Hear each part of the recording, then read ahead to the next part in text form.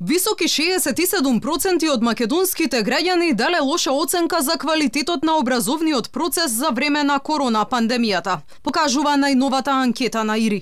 23% од испитаниците одговориле дека образовниот процес во време на криза воопшто не се променил, а само 8% сметаат дека наставата во време на пандемија се подобрила. Ставот на мнозинството граѓани искажан во анкетата е спротивен на оној на министерката Мила Царовска. Таа на крајот на учебната година се пофали дека наставата и покрај пандемијата била квалитетна, а учебната година завршила успешно.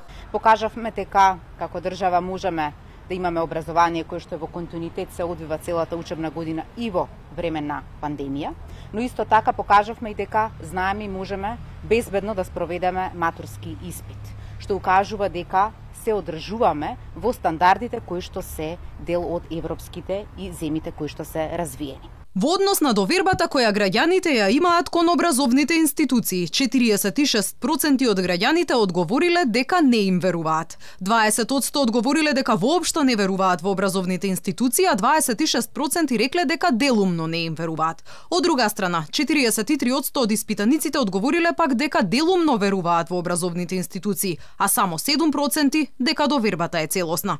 Во однос на образовниот процес, најслаба доверба тој има во општина Гостивар. Таму 20% од жителите одговориле дека најголем проблем со кој се соочуваат е токму образованието. Исто толков процент како проблем број 1 во општината го посочиле и здравството.